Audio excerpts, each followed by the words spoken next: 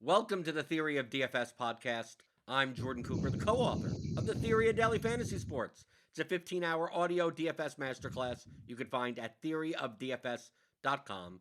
Join with me, as always, Neil Orfield, PlayerQDFS on Twitter, at awesomeo.com with the new podcast came out with the Great. High Stakes, a DFS discussion show that you can find on iTunes, wherever you get your podcasts, on the awesomeo.com podcast feed as well. Uh, how does it feel? You're the host of a show, and you probably get to talk more than you do on this show. So, kind of it makes me appreciate not having to host most shows because it's a lot more work hosting a show, and I feel a lot more pressure. Like I go into it feeling a little bit more nervous when I'm the one who has to host because I'm like, I have to carry the conversation now, and that's a lot of pressure. So I feel for you always having to host this show. No, you shouldn't have to feel for me at all. I have no problem carrying the conversation. Well, I know that that's also true. You and I have different personalities, so you're a pretty natural host. You No, could but talk I'm the a whole bad hour, host. no But no, problem. I'm a horrible host. I mean, you're an entertaining host. You have a different style than me for sure, but I feel like you could go a full hour. You have no issue filling an hour, whereas I feel like I need to have kind of more But prepared. that's the sign of a bad host. Like a host is supposed to make their guests look good. Like Johnny Sure. Carson, who is the quintessential late night talk show host. Like the better that the guest looks, the better job that they're doing, and Right. that's what it's supposed to be as a host. I'm more of a I'm on a talk radio show as the shock jock and the morning You're a zoo different crew style with of like the host. secondary people, and it's like there's really no such thing as I'm not hosting. I'm the main person. You just Right. happen to be on the show also. But people come for that. I mean, They that's part of do. your show is people enjoy that aspect of your shows. Not So, according to the comments. I get tons of comments on YouTube, more so in the past about, damn, can you let the other guy talk? yeah, yeah. Well, I guess it's a fine balance there, right? But they still come and watch even if people Yeah, don't they're always gluttons for appreciate it, but punishment, I guess. yeah. So what do you think of the name High Stakes? We struggled with naming the show, and we went with a few different directions, and it's kind of a misnomer in that we're not always talking about, like, I'm not a high stakes player. I'm a high volume player, but I'm not a high stakes player. A lot of my guests aren't going to be high stakes players, so who knows? Maybe that's something that'll change in the future. But for now, we're calling it high stakes. Well, that's what I wanted to ask you about because, Yeah, uh, it is a misnomer. Like, I think that the title makes sense because people view high stakes as the pros, right? Like, if you're playing high yeah, stakes, most people, I, I would put things into maybe four buckets on the percentage of like you said, high stakes versus high volume. Like yep, I would consider you to be a high volume player, and yep, I'm more towards that bucket. I'm less high stakes, but a little bit less volume than you. So maybe I'm a hmm, mid volume, mid stakes kind of level player when it comes to that type of thing. yep, But high stakes versus high volume really means if you're 150 maxing the two main GPPs on DraftKings and FanDuel, like yeah, on DraftKings that could be like $2,700 yeah. to max it out. I mean, I mean, sometimes it's it's 3,000, right? NASCAR's 37.50 this week. I mean, sometimes they do the $25 entry. So yeah, Right, and then high stakes would be like you're playing the $1,500 three max. You're playing yep, you're maxing your 150 maxing the $88 tournament. It may not be 150, maybe like 83 max or something. Like yeah. where your But total volume is like $30,000, $40,000. Like you're not doing that. So I'm with you 100% right now, but I want to ask your opinion about something. Where would you put yourself in terms of percentile, in terms of your volume? So you say that you're kind of mid volume because you're playing a lot less than I am, and we like to give you a hard time about being a nit. But like, do you think you're still in like the 95th percentile in terms of your I think volume? still think I'm in the 99%. I mean, I think you that's might be too. Yeah. right. So, That's why I so you're said those pretty high buckets. high volume too. I think there's the top 0.1%, Right. which is like Alex and Yeah. Brian and And Travis Petty and Petty, who was just on. right, Yeah. right, who was just on the show. I would put them in the top 0.1%. Yep. Then me and you probably are both in the top 1%. You may be in the Yeah. top 0.5%, and I'm in the Yeah. top 1%. And then there's in the top 10%, there are like people that maybe play three figures worth of like they're playing Yeah, $100 to $300 on a regular basis. Like that's yeah. like the top 10%, and then I think like that sounds right to me because there's not that many people doing that. right. So in the grand scheme of things, is like I'm still from a volume standpoint, like on DraftKings, I'm the top status dynasty tier, you know, Onyx whatever because they changed it to the it's not black or Oh, whatever. you're Onyx here. Okay, Yeah. I wouldn't have guessed you were Onyx Well, that's what I on mean. your That I volume. play Yeah, enough yeah, volume that over the course of a year, like it's very hard for me in the past. I think I only made black maybe 3 or 4 times, yep, uh, and that's of course you given all your achievements and your missions. They add to that, and it's almost always like October, November, because of football. Because you up your volume for football, and soccer's still going on, and baseball's still going on, and yeah. so you just and then you get all your achievements. Then you Was save Black them, Tier the highest tier? yeah. But that was for Okay, yeah, 120. Like black tier was 125,000, right? $125,000 worth of volume in a month. Yeah, I didn't Diamond get there that often. was 25,000. So like I was typically coming in somewhere between 50 and 75. Like there was no Yeah, like middle tier in there. So I was always yep, getting screwed on some of the rewards. But then when I get up to 75,000, I would just save up all my achievements and all the stuff and just get over the line, yep. and then be able to cash in whatever the $600-700 worth of rewards the next month. But now they're doing it like on a yearly basis. And last year I apparently had enough volume and enough crowns to make Onyx. But you consider from how I talk about my play, about my nittiness, that I would not have the volume to get to that point. So Right. I almost have to be in the top 1%. Yeah, that I would think that you are just based on our conversations about how much you play. That does sound right. Right. It's split out more. I mean, really, Yeah, like on an MMA slate, for instance, like this past week, I actually played less than I normally did. I played 75 lineups. That's still $1,800, right? yeah, And in soccer that morning, I was playing like somewhere, I think about 18 to 2,000 on the slate for soccer, and that's like almost every Saturday, and then a lot of Tuesdays and Wednesdays, and then I'm playing between FanDuel and DraftKings. I'm still playing probably somewhere around 2,000. I mean, yeah. like it's less So than I mean, you, that's a but ton. It's not that much less than me, but it is.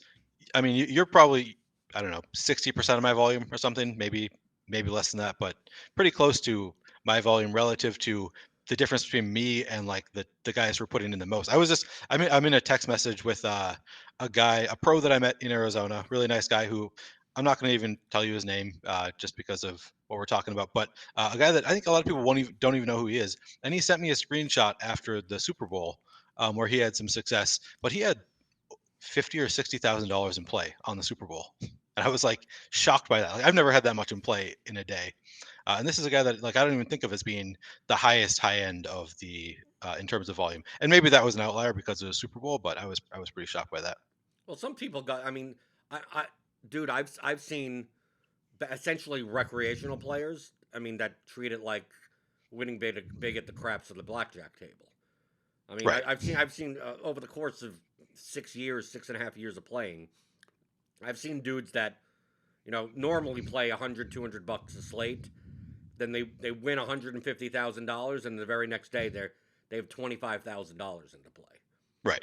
Right, so it's like Yeah. it's not uncommon to see that. I'm talking about more on a consistent Yeah. Well, basis. so I say this thinking my guess is that he actually plays that volume regularly because I mean this is a guy that I know as somebody who follows sports, who follows DFS. He is usually 150 maxing the big contests. Okay. So I don't think it was an outlier for him. I think it's possible that it was a bit of an outlier, maybe played a little bit more volume, but my guess is that he does actually play much more volume than I do regularly. And obviously there are a lot of guys like that. I mean, Travis Petty, we talked about, he maxes out everything on the main slates for NBA, and that's a lot of money. But there is a difference between high stakes and high volume. I Yeah, mean, exactly. So I I mean, generally I'm just high volume. I'm 150 maxing the main contest on DraftKings and FanDuel, which is a lot more than most people play, but it's not high stakes in that it's not a high dollar amount per entry, right. I So would say. so we would classify ourselves more as lower stakes players with high volume, Correct. Yeah, I agree as with that. opposed to So like you take someone like Empire Maker, Yeah. right? He's plays one lineup and plays $100,000 worth of volume in the Yeah. highest Definitely high stakes, stakes. Yep. and that's it, and that's it. Like to me, that's high stakes, right? Yep. If I you agree with you. right, so that would be a high stakes play, but typically they're smaller field contests. Right. So Yep. to me, the skill set between the two is dramatically different. I mean, you Yeah. discussed it with Petty on your last podcast about Yeah. the step up of like, and you even mentioned it, here where like you went to Roto Tracker and $50 and up, you're actually not you're negative ROI, Yeah. but at the low stakes with high volume, you're massive profit. Uh, how do you step up? And my the discussion that we have, and same thing with Eric, because Eric is someone that plays would be considered more of a higher stakes Yeah. player. Doesn't play as often, but when he plays, typically plays four-figure dollar amount, Right. only plays 1 to 3 lineups, that type of thing. That Yep. your the question that you had with Travis about like how did you step up to the higher stakes, and obviously that was so long ago for him that he Yeah. He doesn't didn't even remember. remember. Yeah. Uh, is that your is that something that matters? Like Right. you're coming from the approach, which is an open minded approach of I've conquered the low stakes, high volume stuff. How do I now scale this to the Right. smaller field, higher stakes contests? Uh, and my attitude is, why do you have to? Yeah, and I understand your attitude, and I think about that. I mean, you and I have had this discussion before, so it's definitely in my mind that yeah, I don't know that I need to. I kind of just feel like it's something else that I want to try to conquer, but also ultimately I'm just trying to make money. And historically, looking at my roto tracker, I would have made a lot more money to this point if I didn't play those higher stakes contests. So maybe that is something I just need to not try. And that's Travis's response, which sort of surprised me. And maybe, I mean, I'm sure it's right. He's given this a lot of thought, but he said, in his experience, people who are good at high stakes can win the larger field tournaments. People who win the larger field tournaments can't necessarily win the high stakes tournaments, which I would think the opposite of that, just because, well, if you can win a field of 30,000, you should be able to win a field of 600 and not necessarily the opposite. But I also think that kind of makes sense that, taking the next step. Obviously, I've struggled with it. I haven't been able to do it. So I think Travis is probably right, even though intuitively I would have assumed the opposite. Well, the basis of your ROI and the variance of your play comes from two primary variables: field size and field strength. Yep, Right. that's a good point. And I want to bring up because I think Osimo and Alex talked about it. I'm not sure on your podcast, but maybe on Brian Jester's Okay. Emotional Yep. Bankroll podcast, which you're on the latest episode of that too. You're doing Yeah. the whole podcast rounds now. That's right. Yeah. Doing a Right. circuit. That Alex said that the variance at the higher stakes smaller field contests is higher than in the large field lower stakes contests. And if you think on what makes the composition, the variables of the field size and field strength, that actually makes more sense the way that Alex puts it. What it means is that what we bemoan in large field contests, me and you, Neil, is that we consider it to be very high variance contests because it's very top heavy, very large fields, and the difference of getting seventh place and first place could be $99,000 and three Yeah. points, and that could, whether or not one basket goes in or one guy hits a home run, could make your entire year, make or break your entire year. So that is high Yep. variance. But the positives of the large field contests, which don't exist much in the small field contest, is what I harp about on this show all the time, is that the field strength of the large field contests are so much weaker that Yeah. the rake I feel is paid is like there are enough bad lineups from two angles, bad lineups where they're projected, they're just fucking bad, right? People putting in players that are injured, people building lineups that there's two guys that have a 10x median and they're not playing either of them And like Yeah. it's just like these lineups are not even competitive. And then you also have the lineups of people jamming in the best plays where they're Yeah. not Just the taking it optimal lineup. right, where their cash their min cash equity is high, but their winning equity is very, very low. And that's what we Right. take advantage of. But in the large field contests, if we put in, you max it out, it's a $10 contest or whatever, it's $1,500. In the lower stakes contest, you'll have a lot more days where you get 1,300 back. You'll have a Yeah. lot more days where you get 1,200 back. You don't have that many unless you take really big stands strategically and it goes wrong. You're not going to have many minus 90% days. And that's primarily because the field strength is weak enough that even your semi bad lineups are cashing.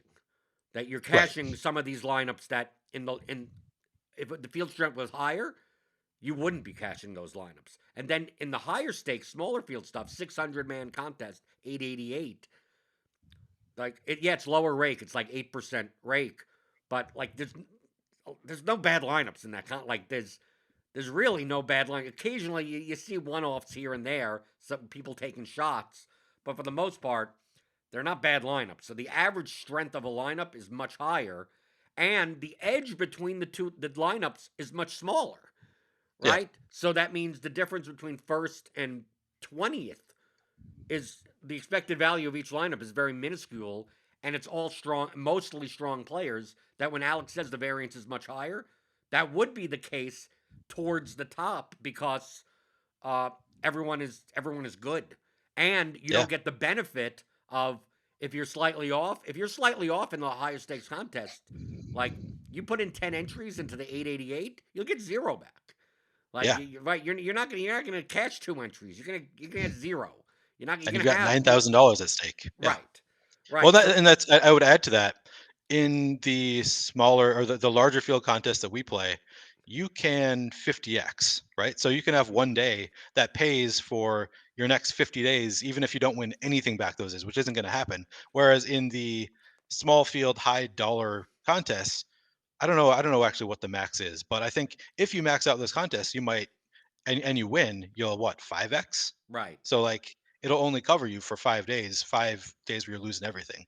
So I think that's another variable that right. It it's a little bit depends on harder to obviously master that. if you max enter. I'm just talking about from Yeah, even a yeah, single lineup perspective. Like even if you just played one lineup into large field and one lineup into the high stakes small field, even like okay, you're more yeah, likely because of so many bad lineups that your $15 entry turns into $25 more often than your $888 entry turns into 1,500, yep, that's good. Yep, right?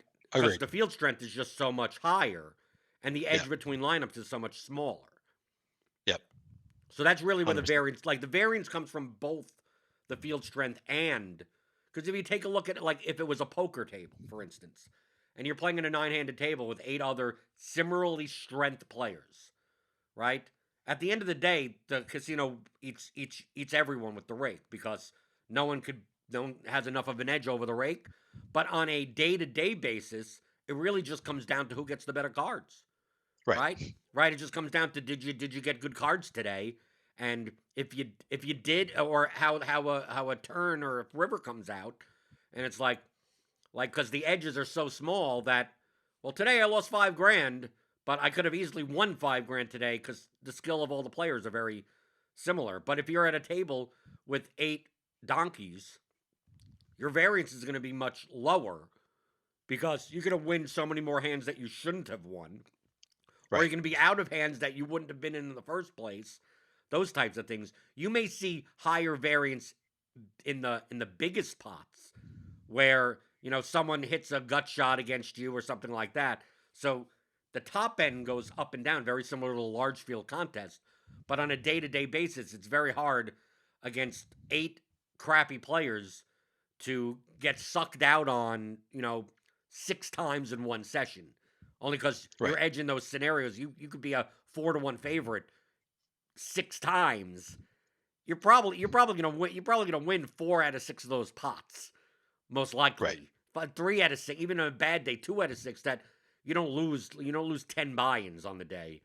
But in an equally skilled game, like those edges, if you're gonna push those edges, where you just it's a ace king versus tens, all in pre-flop. I mean, like it's coin flips at that point. Right. So what I'm hearing is in the high stakes, bringing this back to DFS, because there is such a micro edge, because all the players are so good, you don't have that same advantage over the competition. I wouldn't think there are that many players who can win at high stakes long term.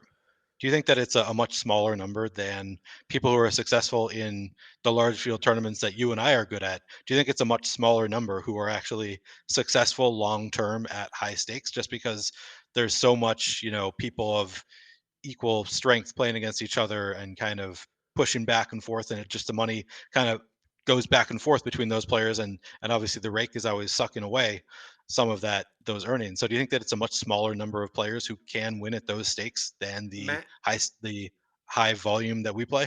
Mathematically, it almost has to be, but Yeah. but also it's a byproduct of if the field is more equally skilled, that it's more the fact that people get that the if you're playing with sound bankroll management, it's more of the type of thing that those contests will bleed the field away over time, and it could be a Right. long period of time. But uh, like any like if you don't have good bankroll management, like that's to me that's how you go broke. Right. Like if you think you have a ridiculous edge in higher stakes and you don't, and you're playing 50 lineups into the you know whatever I mean you're playing $40,000 of volume and have minus 80% days like over and like I can't see without a humongous bankroll how you don't go broke in those situations. Yeah. But I think if you're playing within your means, uh, I mean, I'm speaking purely theoretical because obviously I'm not playing those contests. But from a Right. mathematical standpoint, I see the fields. I've studied. I've downloaded CSVs. I look at results DB. I look at everything, uh, and I look at who's in those contests, and I go, okay, well, this is a good player. That's I go down, and I occasionally see one-off lineups of like I don't know who these. About maybe 5% or less of the field are people that are usernames that I don't recognize. Right. But you know how small that is in comparison to large field contests where there's 600 entries into a contest, and I'm telling you that there are 30 entries with usernames that I've never heard before. That means there's 570 of like I immediately know the Right. username. So if I Strong, immediately strong know the players. username, they're probably a good player. Yet Yeah. in a 30,000 entry field contest, dude, I could find 5,000 entries of more than that even. I mean, it Yeah. depends. I mean, 10,000 entries of never heard of this person, this person, this person, this At least. Yeah, I right would at think. least Yeah. right. That's what I mean. So, uh I mean, you'd have to talk to someone that plays more in the high stakes, but maybe that's where Alex is coming from, where the variance is that since the edges are so small, that Yep. that I'm assuming that you could probably squeak out a small percentage in there, but maybe that's I mean once you add variance to that, who knows? I mean like well if Yeah. one guy's 1% better than another player, how big of a sample size do you need in order to show that in your ROI? I mean it would be Right. 20 years. I mean You might be talking me out of trying to up my stakes. The more we talk about this, more I'm like, yeah, maybe it doesn't make sense for me to try to increase my stakes because that's just not my strength. Playing against these large fields and trying to beat people who are already playing great lineups is not generally how I win. So maybe the edge isn't there for me. but isn't that the fundamental thing? Isn't that the thing that I harp on about all the time? That the number one thing, I mean it's in the course. The number one thing that will affect your ROI is the strength of the opponents that you play against. Right. Like if you could do nothing else, if you could sit here and go, I could never possibly improve my play. You could make more money right now by just finding weaker players. Yeah. Weaker players or overlay, I guess, is another, Right, but obviously. that's because that's basically zero. The players are putting up zero. So Right. yeah. So Right. it always Exactly comes there. back to So yeah, me. you're right. It always 100%. comes back to me. That's why I start going like, oh, winning these large fields are tough, and you have to. It's slow. It's a slow It takes so long before grind. you It's long, win. and you Yeah. feel like Am I ever gonna win again? Am I ever gonna have a 50K, 20K, 100K payday? And then inevitably once a year it kind of happens. Like no matter what, it seems like it on average once or twice a year, at least for me for the past 6.5 years. And I play lower volume, Right, right, so like one a year, I'm profitable. right. So like, and it's still like do I don't like from a psychological perspective, right? An emotional perspective, right? Emotional bankroll Right. perspective. Uh, it's not fun.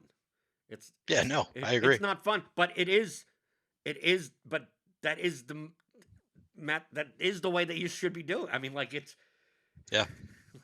I don't like Well, those. then, I don't like those swings. But how do I reconcile not wanting to play against in the weakest field tournaments, even if they're top heavy, large field stuff, and right. that is it is what it is. It is, yeah, it's the best way to win. It's definitely been my most successful is playing just those large fields, and it takes a while. Of course, you play, I mean, 60 to 80 entries when I'm playing 150, so it takes more for me. Like I need to win more than once to be Right. profitable in a But also given you have year. twice the amount of opportunity. So like Yeah, exactly. right. So when So if you then, if you win four if you take first and you bink four times a year and I bink twice a year, it's essentially the kind of the same yeah, thing. exactly. So like Yep. I don't have to post screenshots, every month of 100K in order to be. I mean, look, you talked to Petty uh in NFL. He said he had a horrible NFL season. That's with a $200,000 win. Right.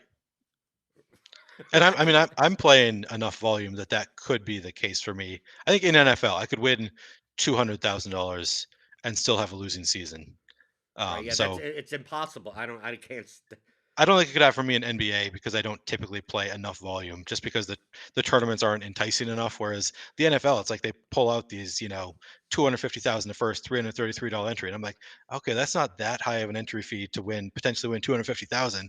And I get sucked into those a lot more in NFL than NBA. So I think NBA, I'm going to have a winning season this year just based on the success I've had so far because I'm not going to play enough volume. Whereas NFL, I'm on the same page. I mean, I'm not playing the same volume that Travis Petty is obviously, but I think that I could have a $200,000 win and not be profitable in NFL.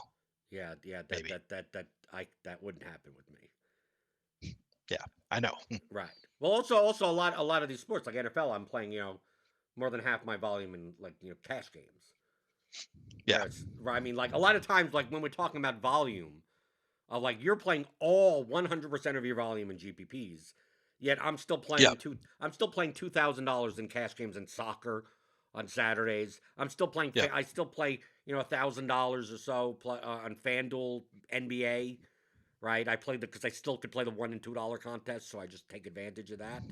Right, so Yeah. it's like when I say that I have like 2,000, 3,000 volume in play, like half of that is just like in a cash game lineup that I'll my in the money if I'm a 60% win rate, like I'm good. So it's like Right. I'm not gonna have minus 90% over the course of I'm not gonna lose 2 weeks in a row in cash games or anything like that. It's more of a Right. bad week is I only won 2 out of 7 days Right. rather than 5 out of 7. It's very rare that 0 out of 7. It could happen, yes. Yeah. So that goes into that, and also like uh the sports like showdown, like the formats, like showdown. Uh, the variance is going to be. I mean, those are essentially winner take all contests. Yeah. So the variance, the volume that you put into those, that's the tough part for me, Neil. The edge in those contests is so much higher than the classic slates, Yep. but the variance is 5 times more. I mean, So you see like great players go an entire season without winning, and right, and that's just the way it is in Showdown. Like you're not guaranteed to win, even if you're making very plus EV lineups, because yeah, the variance is so high. right, just like MMA. You started playing MMA. I saw. I did. I did. I Right, and played you, the you past had a two whole weeks. whole bunch of uniques and you lost, right? Yep, I did. And then I cut back my uniques this week and still lost. So Right, but that's welcome to MMA. right. Yeah. Right, this past week in MMA, I played 75 lineups. I only had 7 uniques and 47 under fives.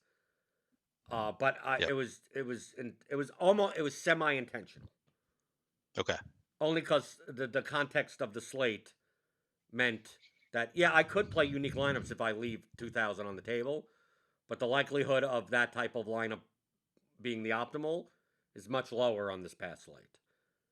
Was that so? So 2 weeks ago, when I had I think the most or one of the most Right. uniques, That was the I pay-per-view slate. That was the 15 fight card.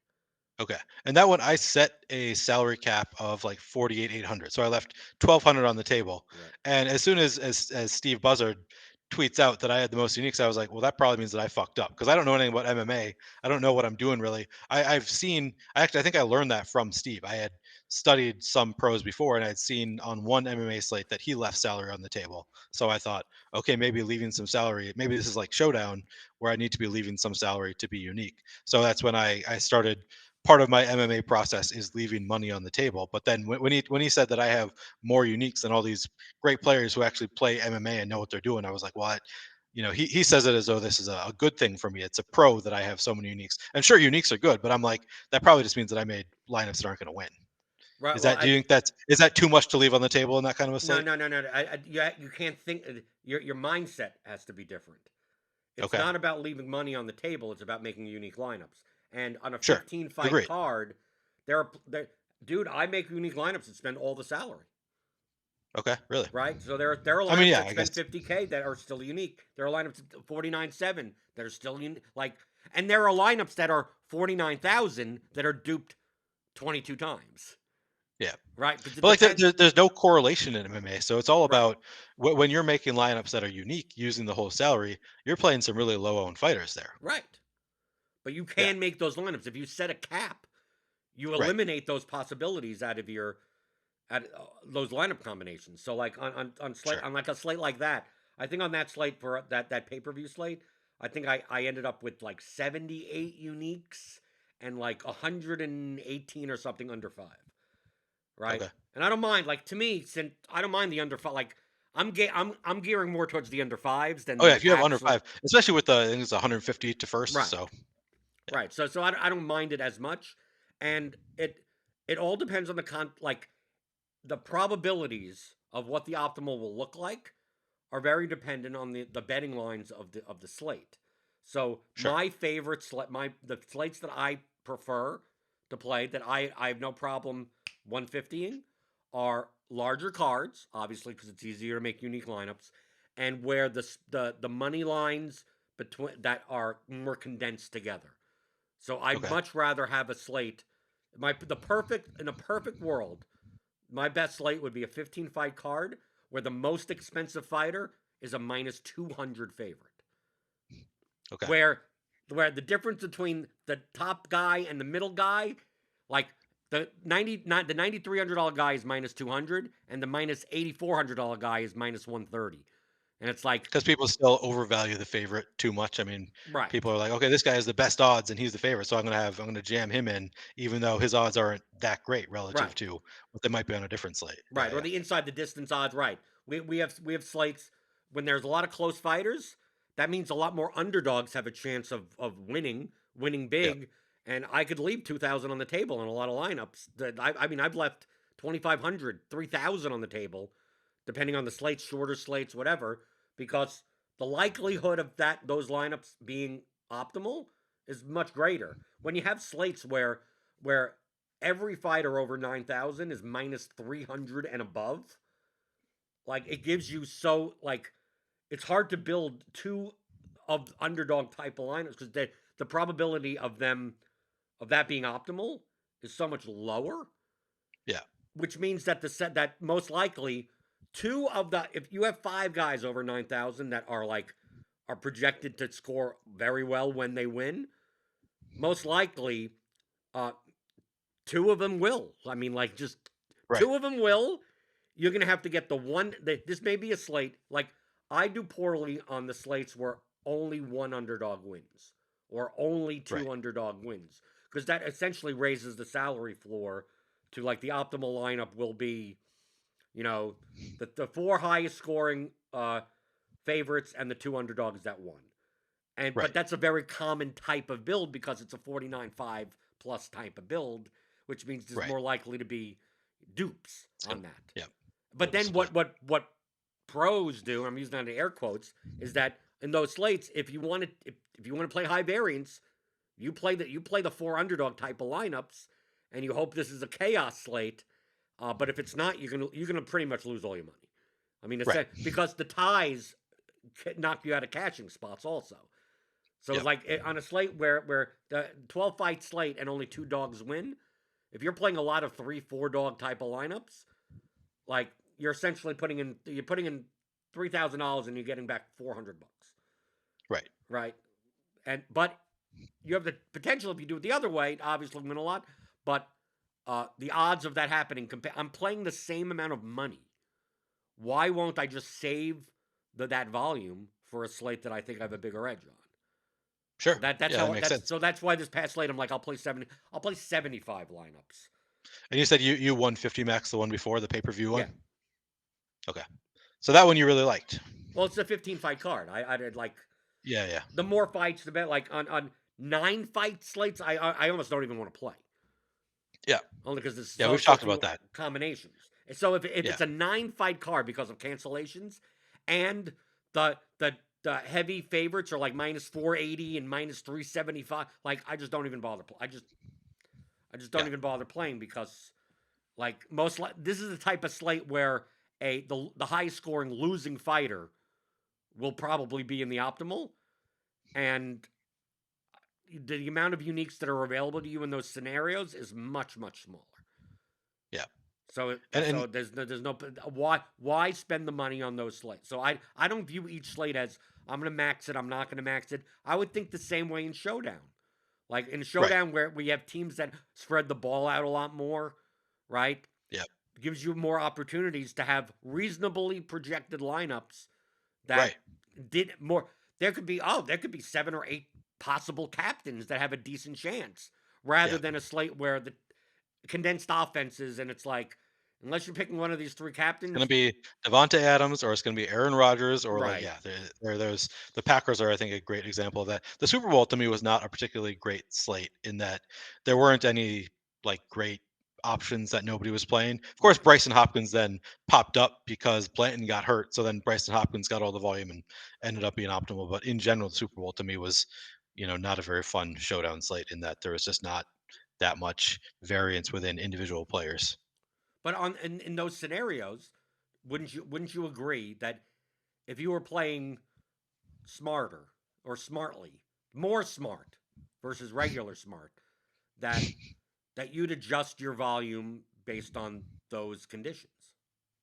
Theoretically, yes. So for me in the Super Bowl, in football, I feel like you can also make decisions that are you adjust your construction. So, like for example, one thing that I recommended on shows was playing defense against quarterback. Like you can do things like that in football, where it's just like there are little negative correlations, even if there aren't really low owned players. You can find correlations that are going to make your lineup lower owned that people aren't really doing. So that's just one example is playing quarterback versus defense. But I mean, still, your point stands that yes, theoretically, you should be adjusting your volume based on how much of an edge you think you have on a given slate. I agree with you. Right. Like I don't play. For instance, I don't play 2 game soccer slates anymore because number one, I primarily play cash or the small field GPPs, and just you're essentially playing 2v2s. I mean, like it's Yeah, in the 2 game slates.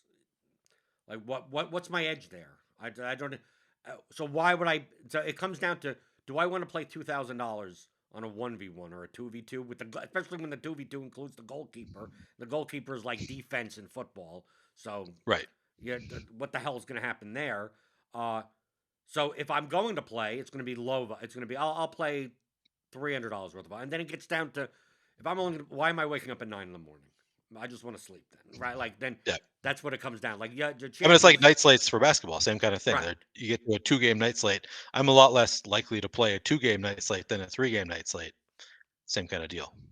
It's like it's just so hard to make unique lineups that are still good sometimes in those really short Or slates. just put in a lot of volume, knowing that you're essentially playing 2v. Like the weaker players in the lobby don't get punished because there's only so many options to begin with. You're going to likely land up on 5 of the best options in your lineup anyway, Yep, exactly. right? Like on an 11 game NBA slate, like I, That's why I know on Wednesdays are your worst days.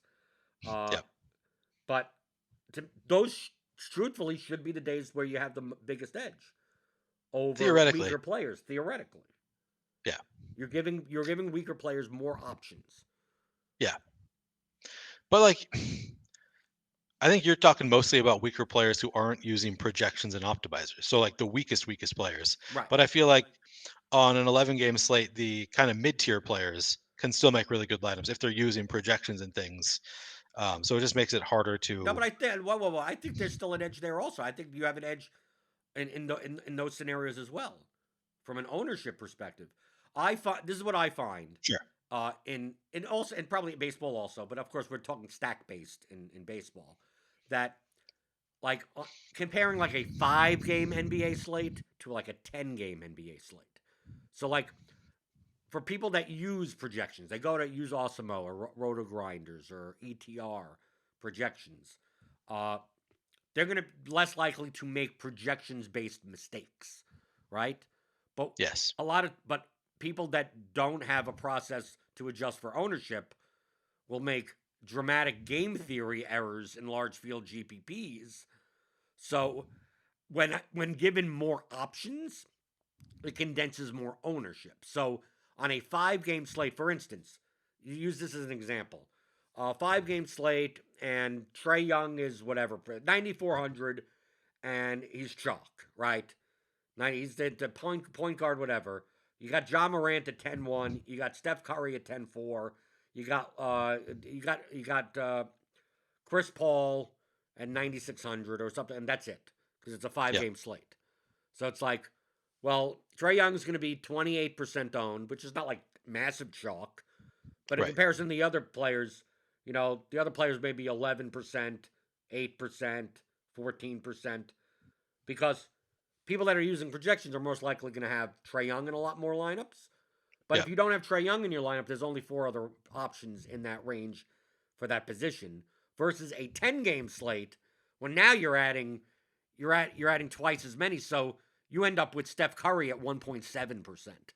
You end up one of those guys or two of those guys end up being like ridiculously owned for their ceiling. Yes, their projected median is 3 or 4 points lower than all the other ones, but because everyone's jamming projections, it's like, well, if they don't get Trey Young, they're going to get Chris Paul next. Then they're going to get John Morant, and then Steph Curry is 1.7%, and he shoots 11 3 pointers, and he has 78 fantasy points.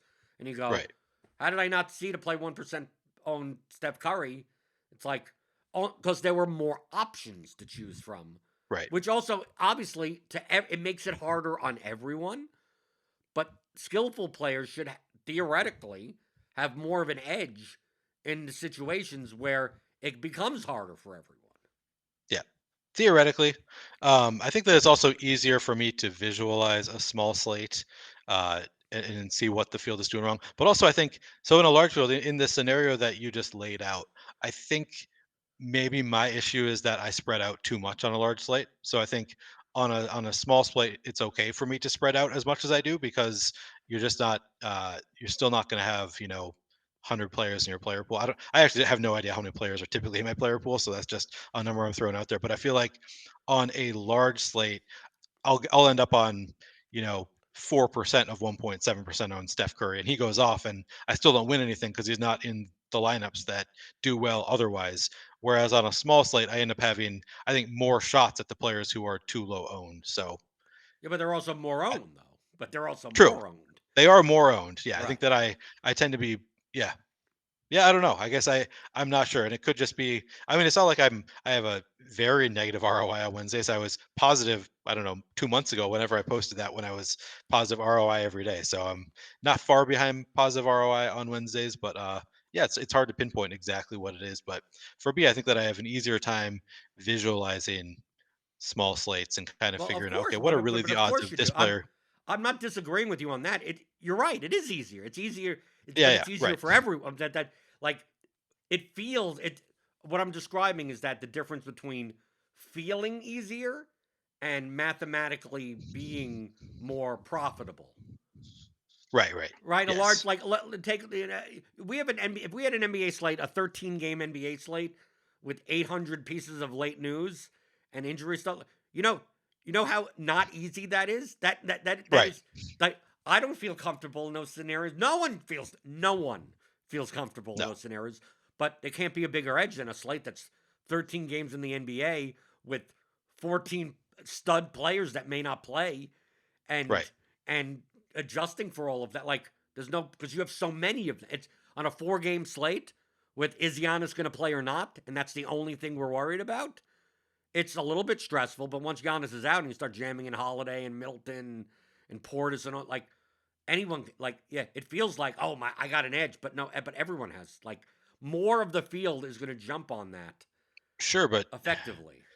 everyone theoretically has edge, but casual players are not taking advantage of that. So really, it's just other pros and serious players that are taking advantage of that kind of edge. Yeah, but the larger the slate, the larger everything would make it your edge go up even more. Like Sure. if Yeah. you're in the situation, I mean, I've played NBA slates where something happens in the late window, the 10 o'clock game, and a guy that now is projected for 7x median, like, and I end up being able to fit them into like 36% of my lineups, only because obviously I've slot. It depends on what slots are open, and he comes in at like 7% owned, and it's like if this was at lock, this guy would be 60% owned, Yeah. and he's now 8% owned, and I got 36%. Like to me, those are the best scenarios, but you're more likely to face those scenarios when there's larger slates. True. Yes. So I guess I don't disagree with you. It should be a bigger edge to play large slates, but It's still I don't know. hard, but it's still hard. Yeah, it's I still still hard. Yeah. understand that it's You still still need to difficult. realize your edge. Yeah. Right. Well, of So course. yeah. It's the So same. maybe it's just a variance thing. Maybe you just haven't had as much luck on Wednesdays as I've had on Fridays and Saturdays. Right. But it's the I same don't thing know. in MMA. Like in MMA, a 15 fight card, typically the main event 5 rounder is overowned. Right. On a 10 fight card, they'll be the main event may be the highest owned fight and should be high owned. Right. But the main reason is because there's only 10 fights versus 15. When there's 15 fights and the main event is an 8,800 $7,400 fight between two strikers, non-grapplers, uh like a lot of times these fight because it's 5 rounds worth of points, the $8,800 fighter gets to be like 38 to 42% owned, and it's like there are 14 other fights that can Right. outscore this guy on a 10 fight card. Him getting 96 at 8,800 maybe fine, only because there's only 9 other fights. So like the mistake that you can make on the 10 fight card is much smaller because there's only 10 fights. So if Right. I'm trying to expand that to other sports, 156 golfer field or whatever, much bigger edge than one of these no cut 36 golfer, 24 Right. golfer invitationals. Yeah. Other than once it gets to that level, then the edge comes into being unique and not like you don't have an edge in anything else other than not making lineups that are duplicated. Like in the Super Bowl, there was a Right. lineup that was duplicated 3,888 times. Yeah. I don't know what the number is, but yeah, they get pretty crazily duplicated in the Super Bowl, which you'd think should be a bigger edge for players that don't make a lot of dupes. And I guess the lineup that won the Super Bowl was only duped like 4 times. Right, So which would have been fine with me. I mean, I didn't play the Super Bowl yeah. showdown. Right. Good thing Okay. I wouldn't have won, so it wouldn't have mattered. You weren't going to play Bryson Hopkins? I mean, who knows? I wouldn't. 'Cause I wouldn't have played 100 line. I would have played 50 lineups. Yeah. And I'm not sure if I would have gotten to the second tight end, right? And also playing T Higgins without Burrow in the quarter, with playing a captain Yeah. without their quarterback. So the likelihood of me having that lineup is probably very small. Okay. Uh, See, I do that. I mean, I think that's an example. Like I said, of playing quarterback versus defense. I think that's another example of a way to get contrarian without I do playing that though, bad Neil. plays. I Yeah, do yeah. that all the time. Because Quarterback or wide receiver captain without the quarterback. no, defense and quarterback together. Oh yeah. You both Only because a pick six. I mean, to me, it makes more sense. It actually makes, from a ceiling perspective, Right. There's like it could be argued that I mean probably mathematically I don't know. I haven't done the mathematically, it's math. I don't know negatively it. correlated. But Right. there But are like outlier instances where the quarterback throws a pick six and then gets the ball right back and throws for an 80 more yards and a touchdown on the way back. exactly. Yep. So like, I don't mind that much. No. But you don't do the wide receiver captain without quarterback? It depends on the price. It depends on the price of the Okay. wide receiver. Sure. The higher priced wide receivers, I'm much more likely to have the Cooper quarterback. Cup, you're going to need Matthew I'm Stafford going to because need he's not Matthew, getting there right? without. Yeah. For him to be the T highest Higgins priced, was because borderline. he's I would so say. expensive. He needs to get 25 plus real life points times the 1.5, and for him to get that much, most likely Stafford threw for 303. So Yeah. but if I'm playing Van Jefferson in the captain spot, I don't need Yeah. You don't need Stafford. Stafford. And T Higgins, I would say, was right on the borderline there. Of he was cheap enough that I played him without Right. Burrow in some lineups, but yeah. So you've been doing the podcast rounds. I've been doing the podcast rounds. Yep, doing the hosting thing lately, which it's a little bit nerve wracking for me hosting, just because I feel like I have to put in so much more, and then I go do like ad reads and stuff, which I is not natural to me at all. I'm terrible at opening and closing. I found like I put all this work into like, I watch all of the pods that somebody has been a guest on and like re-listen to things they've done in the past. I referenced your podcast with Petty several times in the episode, and I kind of learn a lot about the person. I prepare a lot with the questions, and then I open it up and I'm like, okay, what am I going to say? I figure that out going in. What am I going to say to open this up? And then to close it out, it's just like, I don't give it any thought. And then right at the end, I'm like, okay, well, thanks for watching. Have a good night. Right. It's But like, then what's it's wrong with that? There's nothing wrong with yeah, that. I don't know. It's not natural the way some hosts are, but something I'm working on. Yeah, but you do all of that, and I have the complete opposite approach. You mean where you close for a long time, you got a lot to say at the end, or what? No. As far as preparation, Oh yeah. Okay. like for this podcast, for instance, literally you connect and I go, "Are you ready?" Yes, and there's no Google Doc, there's no nothing. Yeah, yeah. We literally have no idea what we're going to talk about until It's we great for talk me. about it. I come in just total blank, no idea what we're going to talk about. Right, but you can do that for For anything. for for my show, I've been sending at least the first couple of guests. I've sent them the day before the questions or some of the topics I want to touch on, just so Right, they feel a little bit prepared. But right. Yeah, but I've been on shows, and typically when they ask that, I said you could if you want, but you don't need to. Like yeah, just that's actually Travis. Travis told me like, yeah, I've never actually been on a show where people sent me the questions ahead of time, so it didn't seem like it's something that people are really expecting. I guess. my attitude is that if you know the subject matter, there's no need to Yeah. do anything. But it's What you also said or do. so I feel like I want to give people the opportunity to say, "Hey, I don't want to talk about that." I guess is part of the reason that I send it to people because I don't know what the comfort level is in talking about process and neither Alex nor Travis had anything that they didn't want to touch on. They were pretty willing to talk about everything, but But you maybe just do it on the maybe there'll show. be some guests. There's a Yeah, they can but just there's tell a me on the value show. in that. But Neil, there's a value in that. I well, at least from my how I view, like how want to present myself to the world. Like I consider myself very transparent, right? Yep. Right. I'm not faking transparency or anything. I mean, I don't feel like I am, right? Right. But especially in this industry, right? There are plenty of people that put on a front, and who the fuck knows, right? And we take a Right. look, and we get most likely they've been losing money for 4 years, and no one they think they're great. I mean, whatever. Uh, Yep. that I think you gain credibility by asking the question, even if it doesn't get answered. That's fair. And maybe you learn something about what the guest doesn't want to answer. Maybe that's No, I also don't an care about interesting. that. It's more the fact like if there's an elephant in the room, because I listen to I listen to political podcasts, and some politician will Sure. be on, and there's something in the news that's like so obvious they're going to be asked, and it's almost so obvious that they're probably not going to answer it, but it would make the host look bad by not even addressing it, because then it's like, how did you have that guy on the show for an hour and not even talk about X topic? And then if you said afterwards, well, we already agreed beforehand not to talk about it, like, to me, that makes you look worse than just asking the question and have someone say no comment. But maybe Well, I'm this over. isn't a Maybe political I'm overthinking it. podcast, so I don't. Yeah, I mean, no, I see your point, but I'm like, well, we're talking DFS. I don't know.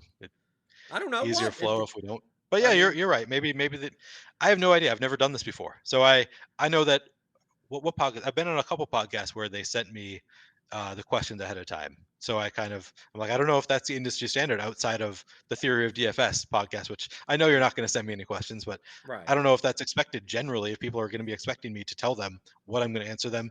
And maybe in some cases it'll help them to have better answers prepared, like so they can give it some thought and kind of, you know, thoughtfully respond to some questions. right. Maybe we take a look at what I had Chess is okay on. Like, I fought back. I mean, I'm Yeah, I talking mean as you a guys were person.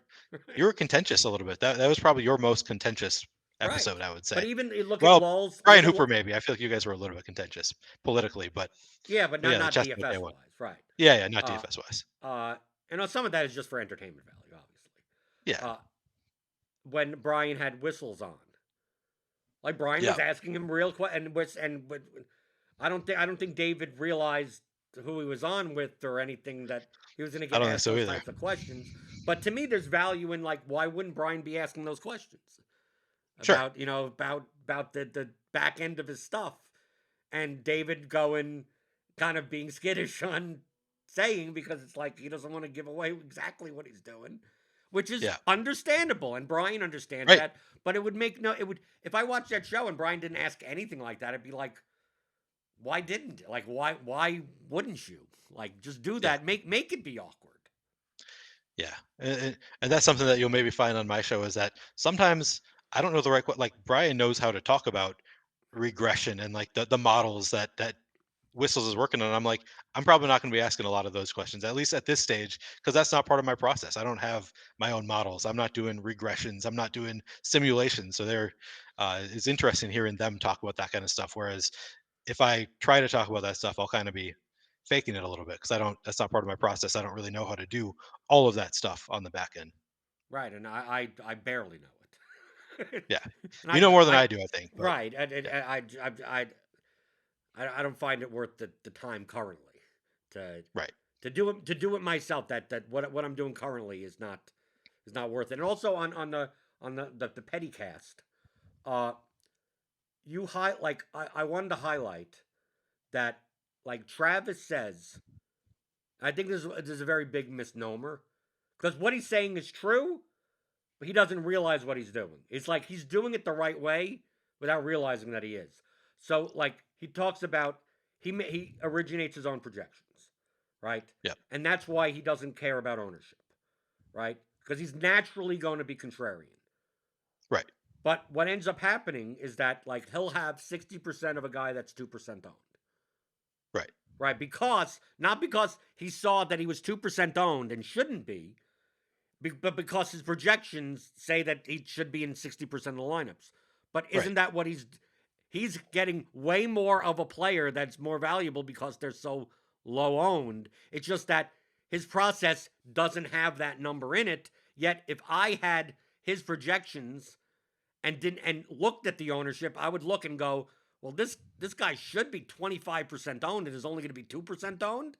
I want to have 60% of like it ends right. up being the same exact type of lineup with Yeah. whatever projections you're looking. Like I said, make your own projections and then look at ownership, look at accurate ownership projections.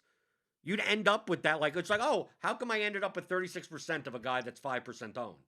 It's like, But so that's a question that I asked Petty, and I think the answer might actually be different for you. So he was saying that he might see that the field is getting 4% of a guy that he got 60% of, and I feel like for me playing game theory, I might have played 100% of that player. If I was naturally getting to 60% just based on the projections alone, right. and I saw the field was only getting to 4%, I might want to have 100% of that player based Well, on the game theory he of would be the highest individual plus EV player on the slate.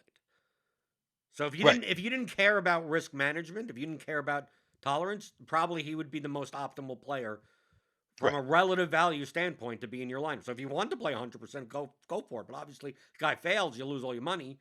So yeah, it right, really comes down to a risk tolerance. That the exposures to me don't matter as much, but it's just a matter of like when he gets a lot of a player, he's not making the decision based on their ownership, but the leverage in in his lineups end up being properly leveraged because if he did make it because of the ownership, it would end up being the same way anyway, Right. right? Yeah. Like it gets to the same point. It's like a lot of times I fight back on people, on typically average players that have the quote of like, there's many different ways to win in DFS.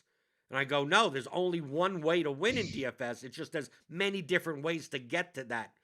To get to that. So like it still comes down to making plus EV lineups, Right. and the types of plus EV lineups are way different. Sometimes this type of lineup wins, and sometimes that type of lineup wins. You may not factor in ownership at all. You may only factor in You may not even use projections, and Right. then go. I'm going to listen to a bunch of shows and play. Some people, I'm going to listen to all the shows and play the exact opposite of everyone. I'm gonna fade that guy. Yep. Fade that. Right. Sometimes, okay, you may be getting to a lineup that is just as good as my line. I mean, so there's really mathematically there's only one way to win, but there's 100 ways to get to that, to any of those methodologies. You could hand build. Like when people say, "Oh, I don't use the computer systems or whatever. I hand build my lineups," and I take a look at their lineup and I go, "That's a great lineup for the contest."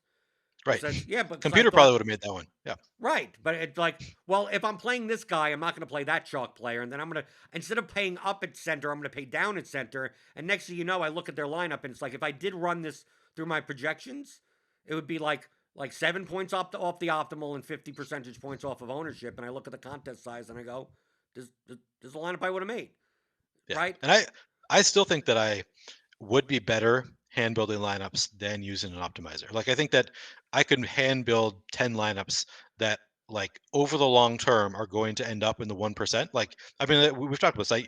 Before I started using an optimizer, I put a lot more lineups into that top 1%. Mm. And I think that's partially because I know how to hand build lineups and I'm not quite at the point yet where I have the optimizer making the perfect lineups that I would hand build. But Well, I'm, you still ended obviously up with close enough. 16% J. Michael Hasty for no Right, right. reason. Yeah, right. Well, that one was almost intentional, but yeah, Right, it happens with other players where it's not even intentional, and it just kind of right. happens because yeah, I'm not as good with the optimizer as I am hand building. Well, how I do that, I always do it to solve that, is that I do auto exclude, and I only include the players that I want to include in lineups. Sure, yeah, I could X off players, Right. and I typically I only get to at least many lineups of players that I do want. And Michael Hasty was one, and the other example was St. Brown, Equinemius St. Brown, maybe, or Yeah. Jawan Jawan Winfrey. Winfrey. Right. Yeah, those are examples of players that I was intentionally trying to get to some. It was just that some of my late adjustments took me from having like two or three lineups of each of them to having like 15% or whatever I Right. ended up at. So it was, yeah. So I don't typically get to a lot of players that I don't want any of. It's just I might get to a lot more of players that I really don't want to have more than a few lineups up because I screw something up. Right. And I removed that type of possibility by doing it by excluding players. I just, it's not, most likely most of the players that, near 99% of the players that I exclude are players that I probably are not going to get into my lineups anyway. But I don't even want to have in the back of my head of having to look and go, why do I have one lineup with this guy that only is going to play 16 minutes? Right. Like, and it's one of my lowest lineups, and it just fit, and it, like, I don't want to be put in that situation. I'm actually more likely to do that in baseball than in Sure. basketball. Like To include those players? oh no, yeah, in base, Yeah, yeah. it's very common. People think I'm nuts in the Rotogrinder Discord, especially when baseball season starts up. We get some newer players or players that don't play baseball, where I'll play 100 lineups on a slate, and I don't even, some guy will hit a some seventh hitter or some team will hit a home Oh run, yeah. and I Happens don't all the even time know if for I me. have him. I just Yeah. like I think I have 4 Tigers stacks, but I may also have him as 3 one-offs in some other line. I literally don't. Like, I know that I don't have a lot of this person because I would Right. know that, but it's like I could have them in 3 lineups. I could have them in 7 lineups. I could have them in 0 lineups. I Yeah. literally have no idea, Me too. because in Yeah, baseball, baseball, I get to players.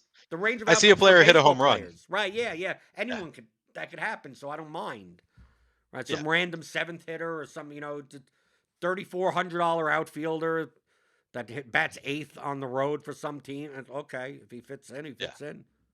Sometimes I'll look, I'll see a player hit a home run, and I'll be like, oh, I don't even know who that guy is. I bet I don't have any. And I'll go look at my fantasy cruncher. I'm like, oh, I've got 8%, and the field only got 2%. Right. So that was great. Right. I Yeah. remember on opening day last year, like Akil Badu hit that home run. He batted like Yeah. Yeah. ninth for the Tigers. Like I don't even know who this guy is, but I have him in 2 lineups. Yeah. But in Great. baseball, I'm more likely to not do it because, and, on any given day, anyone could score double digits in baseball. Yeah. One swing of a bat, and even in Yeah. only 3 at bats or 2 at bats, if they're a platoon or something like that. But in Right. basketball, it's very hard for a guy that's projected to play 12 minutes to be Yeah. any relevance Something's on a got to go slate. weird. Right. Once in a Yeah. blue moon, complete blowout. They play the entire fourth quarter, and they have a 3 fantasy point per minute performance in that fourth quarter. Like, he's most likely going to be 0.3% owned and not in the optimal lineup anyway. The winning Right. GP. So why even bother? So So who that's why cares? I don't Yeah. mind Xing out those players. The only maybe I X out in baseball teams against uh, stud pitchers that are Like that full teams. for just full teams. Well, because remember I'm playing less lineups, Yeah. Yeah. so like if I'll just like I don't even want to have to worry about this team. The likelihood of yes this person could hit 1 home run off of Jacob DeGrom. You're right, he could, but I'm looking for team.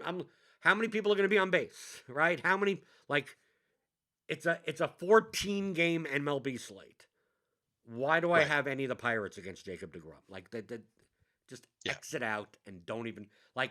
Most likely, they're not going to show up in my lineups anyway. But you Yeah. never know. I get fucking Kevin Newman's in the line.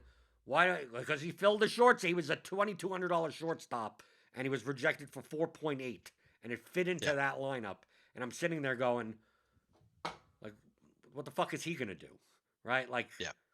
So I'd rather maybe just it's not because make I those play lineups. 100 apps. I don't really ever X out teams or X out players. Like say, or I rarely X out and say I want 0 of this player. That's not something that I typically do. But also on a 14 game slate, I'm probably not going to get there anyway. Like Right.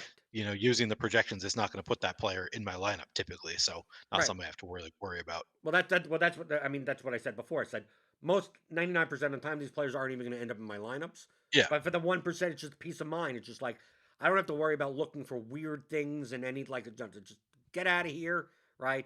Yeah. Certain pitchers, right? A pitcher's it's a bullpen game, and he's going to pitch 3 innings, like, and he's 4,000. Like, just get out of here. Just like I don't even.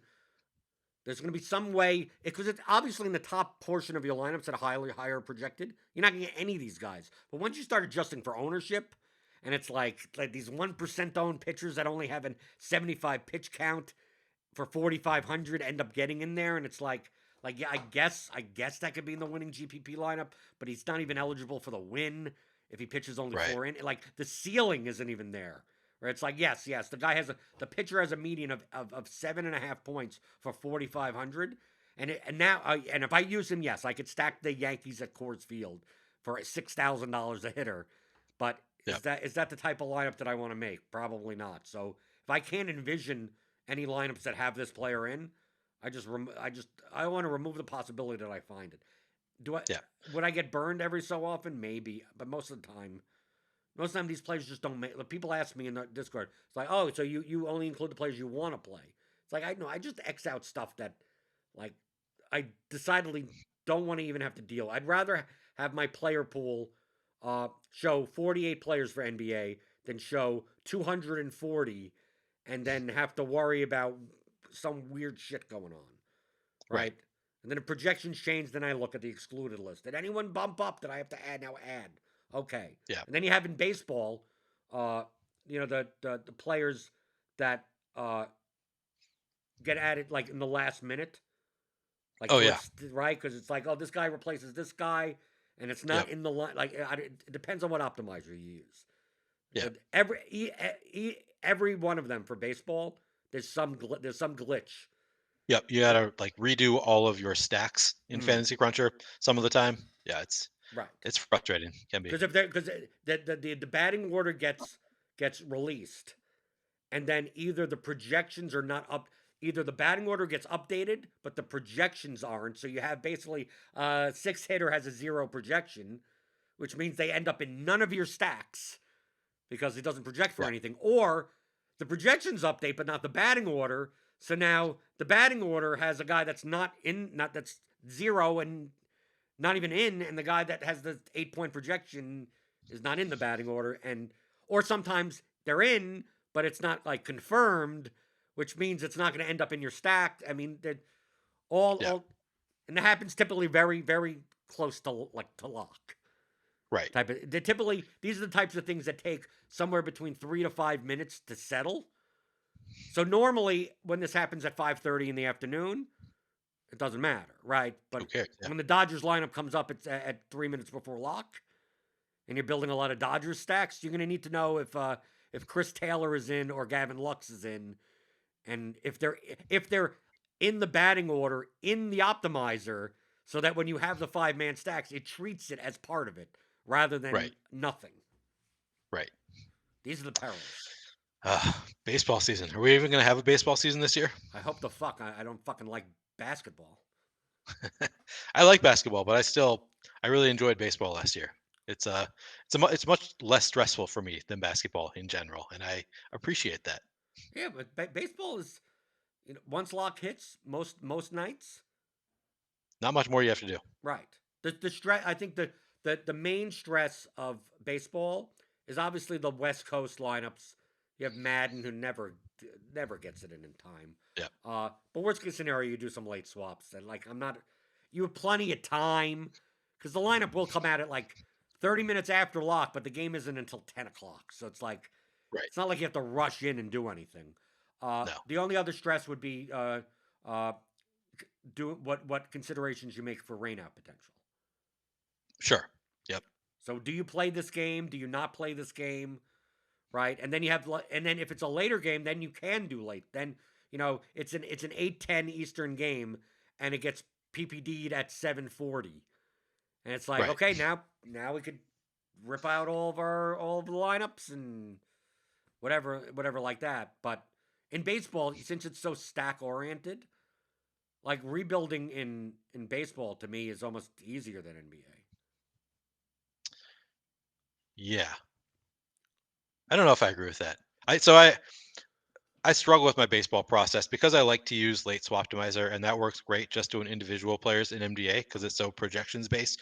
In baseball, if I use late swap optimizer, I have to kind of worry about losing all of my construction. Like prior to lock, I set stack rules so that I'll get certain amounts of different stacks. Mm, And I after lock, I don't want it to be quite as rigid when things change. So you got to kind of be thoughtful about the way you change your right. settings in Fantasy Cruncher. But so I don't know, it's a different game, I guess. Right, but I mean, I don't mind, and sometimes I'll just do it manually. Like Right. if it's the type of thing where this game is projected to probably rain out, but I may play five, and a lot of times what I do, uh, is games that have a significant enough postponement risk. I'll just play stacks only, Right. so I don't Yep. play one offs. Like if the Red Sox play, they have a 6 total and whatever, and the wind's blowing out, and I'd love to play them, but it's like a 40% chance of rain. I mean, like this is iffy, but their ownership is going to start going down because of that. So if they Right. do get this game in, this is a nice spot. But maybe I'll play them in 10 out of my 100 lineups. But I'm not going to have Xander Bogaerts as a one-off shortstop. It's going to Right. be Exactly. so worst case scenario. If this game locks and then postpones after that, I pretty much burn 10 lineups instead of possibly burning 40 lineups because I got Red Sox players as one-offs and all these other lineups. But then in that scenario, I could just go to my 10 lineups. Let's say the game postpones a half an hour before. I just go to I can manually go to those 10 lineups and go True. take out the Red Sox. What team fits here? Right? Yep. And maybe maybe it's not a 5-man stack. Maybe 4 of them fit here and I add another one off. Or Right. sometimes I will just if I want to do it faster, I'll go in the CSV and I'll just import those 10 lineups into the late swap tool and Right. then so it doesn't affect any of my other lines. So I'm not late swapping everything else, just that. Yep. And then just say, what 5-man stacks fit in there. And Yeah. it'll give me what and then switch the pitcher or whatever like that. And I'm like, okay. I'll take whatever 5-man stacks that are currently available to me in these 8 o'clock games, and then whatever fits in, and Yeah. that's it. And if it does, and if it So gives that's me an error, then I go, okay, how about 4-man stacks and a one-off? And if I do 4-man stacks and a one-off, it always finds then I never yeah. have a problem. So I think I need to get better at using Excel because I don't know that I know how How to much do. Excel? You just delete the rows. Oh yeah, I could do that. Sure. Well, you just download your CSV. Look, you're playing them only in stack. Remember, you're playing. This is a team that you're playing only Yeah. in stacks. So you just look for the Red Sox stacks, right? Yeah. Okay. You I know how to do sort, that, I guess. right? You Sure. sort, and then you just get rid of the 140 other rows, and then you Yeah. import that CSV in. How much Excel do you need? Yeah. I guess not. You're right. You're right. Right? I could do that. Right? That's I probably thought you were thinking. there's probably I a thought you were easier describing way to something do it. that's quicker than that. There probably is something that's quicker, but I don't Yeah, I'm bother sure doing there it. is. To me, Yeah. I do it the more exact. Like I know this will work instead of me making a function that I end up fucking everything up. So it's just Yeah. like Exactly. I'll just delete this shit out of the CSV so it can't even touch it. Like you had that discussion with the cash game lineup. It's like anytime I Right. play cash games, whenever I download the CSV for a late swap, I just look for the cash and I just delete the rows. Right. But Right. that So I takes a little just bit of time to whenever I delete upload, all it of the doesn't even rows. affect that fucking lineup. Right. But I mean, it's not like that doesn't take any time. You still got to go through and find all of the rows that have that lineup in it. Yeah, but it's always in order. On DraftKings, it is. Yeah. But it takes a lot of time to click through those individual lineups. Yeah, but they're all the same lineup. I could just sort by that lineup. Okay. Maybe Right? there Because is a I'm way. playing cash. There I'm probably playing. is a way to do this I'm in playing fantasy quicker. 200 head-to-heads and all. So it's all these rows have the same. Right. It's the same exact fucking thing. So just sort by that row. Yeah, I At the think I actually top, could do this right, in and then fantasy just quicker. delete, and then just there you go, delete, and just highlight them all and press the fucking delete key. Yeah. Then you save, and then All you right. bring that into CS. It's not. It's dude, One I'm less not that excuse, great I in guess. Excel But either. I mean, yeah, right. right. You make it sound like it's that complicated. Yeah, I guess it's not that complicated. It's Right. just something I've never done before, so it seems complicated until you Right. do it. Right. Until you do it. Right. Yeah. Okie doke. So we have to. I can't believe I'm the one teaching someone else how to use Excel. No, you don't need to. You just. I mean, what you've taught me is that I don't need to use Excel, which is even better. Right. So I appreciate that. Right. When I'm on with James, like James the Cool knows 8 Yeah, yeah. million things about He Excel. knows everything about Excel. Right, Yeah. yeah, and he talks to me, and he looks like I'm the caveman, and Yeah, plays he's the one who caveman. told me that you're definitely a boomer, and now he's going to watch this and he's going to think I'm a boomer, which might be Because we fair, probably are. given Well, my we're Excel not. We're skills. technically not. No, we're not. I had somebody in my DMs recently presume that I was Gen X. I was like, how old do you think I am? I always think that Gen X is like 55 plus at the time. Then I look, I'm like, oh, I'm actually not that far off from Gen No, you're X. not that far You're off. Gen X, right? You are Gen I'm X. very late tail, right at the very end. Yeah, yeah. Like And I'm right on the 79. border. Like, I'm technically an elder millennial, is what they call me. right. Well, But I'm pretty that close to being technically Gen I would be X. that also, right? Well, you're before 1980, right? I'm Weren't you like 1979. What are 79? you? I think 1980 is the cutoff, so I'm 83. Right. So then, what the hell? I mean, Right. yeah, there's no actual real difference here. I'm just saying, technically, the cutoffs is 1980 is a cutoff, and I am on the elder millennial side of that Right. cutoff, and And you are on I'm the on the Gen very X young side of Gen that X cutoff. side, right? Yes, right. Right. I'm a very young Gen. This question is very similar to when people ask me like, what's the size difference between small field and large field, and Right. mid size? It's like it's a spectrum. It's like the Right. concept is the larger the field, the higher the score, the more leverage you need, the lower but there's no like 4,999 entries, that's small field. 5,000 entries, large field, right? Right. Like all of a Exactly. sudden, no, those two contests would you treat the same pretty much. One Yeah. entry Which is not going to make a difference. I will say that was one of the more interesting things that I talked about with Petty was hearing him say that factor it in blowouts. He does it from 1.0, which makes a lot of sense to me now that I think about it. Like, yeah, you factor it in. It's just scalable that you factor it in more the more points in the spread. But Right. just like that's not something to me. I don't factor in a blowout typically the way that I think about it. If it's a 1 point spread, I'm not thinking about the blowout potential like you probably should. I think I that's already guess. being factored into the awesome Out projections anyway. Yeah, sure, it is. Right. I'm sure. So you're Yeah, already doing that. yeah, true. Right. They're doing it for me. Right. The one thing that But sometimes on like a 2 or 3 game slate, I do like think about it more the spread, and I think that's a really unique way to think about it. Is scalable. Right. That's not a boomer way to think about it. Not at all. My It's an parents are elder boomers. millennial. Right, Right. mine too. Yeah. Like that's what I'm saying. When people like it, I think now it's just being used as just a general like. Yeah, it's a pejorative. It's not really your age anymore. It's not about your Right. generation. It's about your technical savvy, I think, But more not than even anything, technical side. It's or more of your mentality. right. You're out of touch. You're having older, out of touch. You You're don't out of like touch. Bitcoin. You don't believe in Bitcoin. You're a boomer. Right. It's Right. kind of Like right. yeah, It's always that type of shit. yeah. Right. Right. It's like oh you're like technology. It's like dude, I've been into technology before some of these people are born. Right. I'm not the out of touch person. Right. Right. What Not would helping be your case for not being a boomer, though. Saying that. right? Yeah, because only boomers would say that. Right.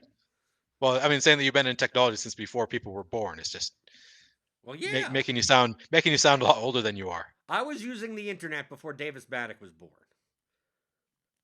and Wow. we're only like 13 years apart. Right. Okay. So you started pretty young then. Right. I was calling BBSs on my Commodore 64 when I was like 9 or 10 years old. My parents had I no don't even idea know what what was that going means. on. I'm just plugging stuff into the phone. Right. Go get my pirated games or whatever on BBSs in the 5th and 6th grade. Right, and then, but you don't get blockchain technology. No, of course not. No, how would I possibly understand technology? Being that I've seen it and I've worked in the tech field. That's my main counterpoint to crypto and NFTs. Anytime anyone tells me this time it's different, I go, yeah, I've lived through all those times. I've lived through all Yeah, the but times where you you've name lived all those something, other times, and this right, time is different. right. But all those other times, you know what people said? This time it's different. Sure. Right, so the But sometimes it is metaverse. different. Right. I mean, Dude, I've lived thinking through the about metaverse. Dude, fucking Second Life. They were talking about metaverse shit fucking 20 years ago. Right? Oh, all right, you're talking about stuff but I don't know this anything time about. it's different. This time it's different. That's what I say Well, when I build bad DFS lineups. Right? When this someone's like, time is "Why'd you different. build so many bad lineups?" So this time it'll be different. Right. Yeah. I mean, we talk about this in fantasy sports though too. There'll be players who there's never been a player who went from having these numbers to being a great player the next year, and then sometimes it happens. It's only it's like records are meant to be broken, right? Same Right. kind of thing. Like, sure, it's always we say this time is different. Well, eventually, sometime it's going to happen where it is different, right? Like that, it does happen eventually. Yeah, but not necessarily on your time frame. Sure, true. Right. Doesn't mean that this time it is different. It just means there is a possibility that this time it is different. Right. So what I'm saying is that you got to sell all your apes. Do you have any? How I don't have many? any apes anymore. You don't have any I wish I anymore? Oh, had apes.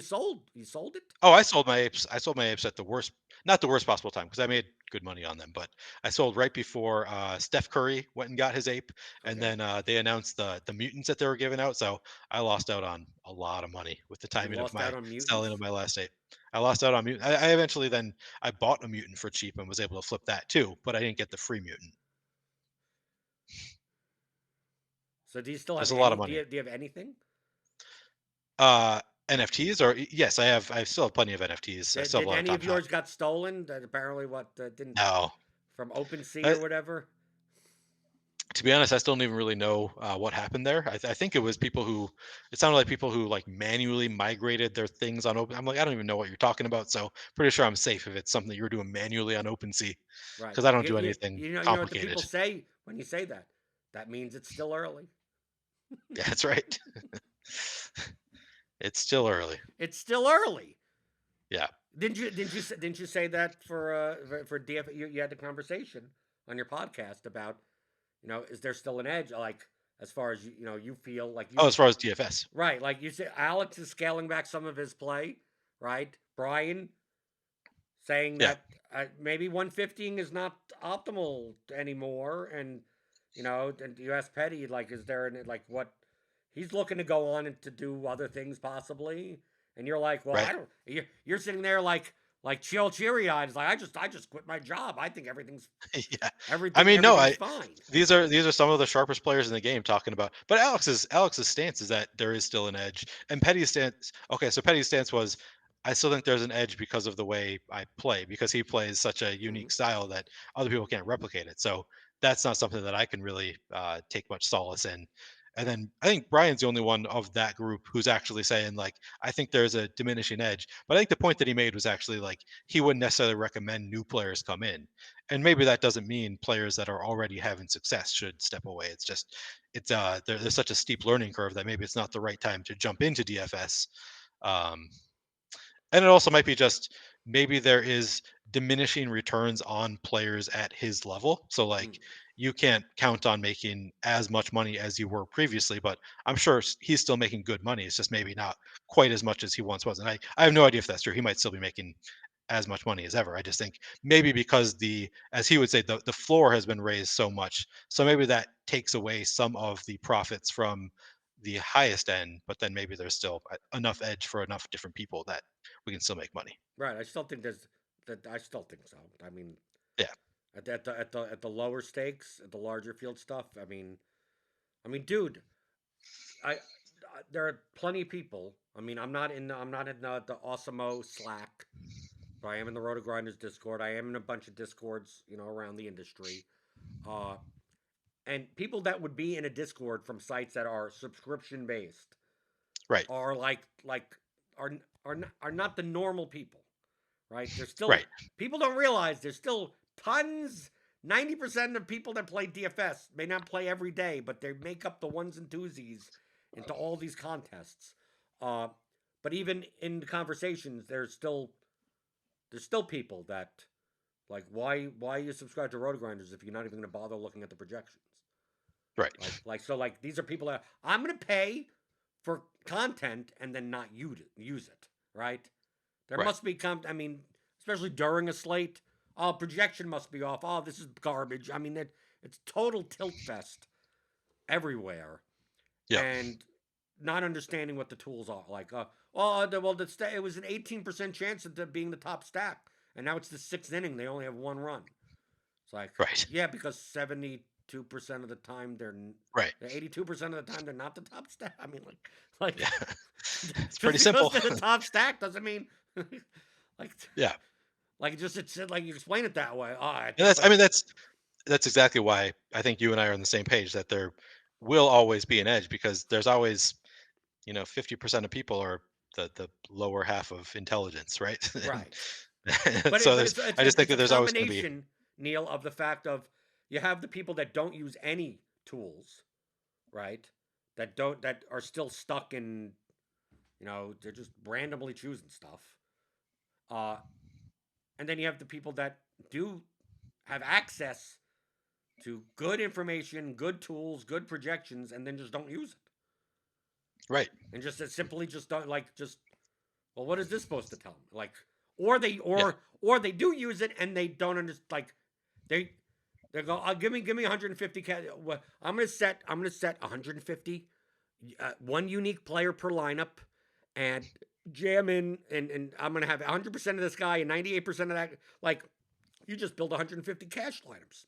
Right. Way to go. And Yeah. you're Good wondering job. why you're bleeding money. It's like, oh yeah, but I only lose like 10%. Honestly, yeah, yeah, that's Yeah. you're never gonna win. You're probably never not gonna win unless Yeah. Sometimes maybe those people win right away. Like sometimes I think people can win right away using that kind of approach where they're not putting a lot of their own manual adjustments to it, and just win a lot of money by using the 150 optimal that nobody else is doing anymore. And it is still a high projected lineup, and then it doesn't work over time. I think. I don't know. I'm just speculating that there right. there seem to be sometimes people come in and it's like, I just signed up for the tools and I immediately won $100,000, and then they fade out over time. And I'm like, is it because you just won with the optimal right away? Like the lineups that most of us don't play, like sometimes those are going to win and they're probably not going to be duped. So maybe it does work Well, I mean, sometimes, it just also not. depends on what source. Like, if there's big discrepancies in the industry, then those lineups would have leverage.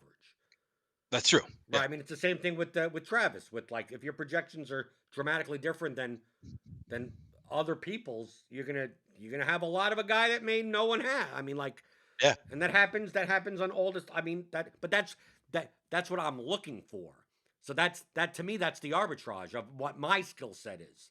Of I start from the ownership side of, let me look at Roto Grinders, let me look at Awesemo, let me look at ETR, let me look at Daily Roto, let me look at, and then see, it's like, okay, well, we have this guy for 28 minutes, and ETR has him for 32, and Awesemo has him for 31, and this side has him for 31.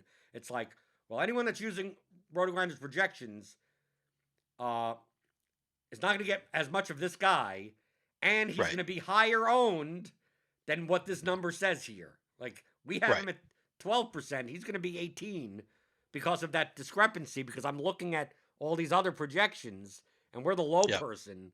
It's like, do I either adjust the projection and go, let me be in line with everyone else, or I adjust the ownership? And then once I adjust the ownership, I get none of the guy. Right, because now instead of him being 12%, I'm putting him up to 18, and his projection is lower than all these other players. Like, but that's where the arbitrage comes in. Do you even it out? Do you you have to adjust what, and then depending on the source, you have to adjust the ownership based on that. So depending on the sport, like ETR for football has the most dramatic effect on ownership. At least when it comes to like a slant type contest. You've told me this, yeah. Right. So if someone, whatever, they have someone 3.5 points higher in football than like Awesemo and RG and everything like that, it's like either I have to put up the projection or I gotta raise the ownership. Like even though ETR would say, oh, this guy's going to be 20% owned. And RG says 14%, and Awesemo says 12%. And I'm like, no, this guy could be 24% owned, right? Because then people are also taking the projections and misusing them, and they're going to be jamming this guy in if they're using ETR projections. Right. Not considering that 20% ownership may be a little too much for him to begin with, right? So like that entire, to me, that's, I say that's the edge, but that's how I play.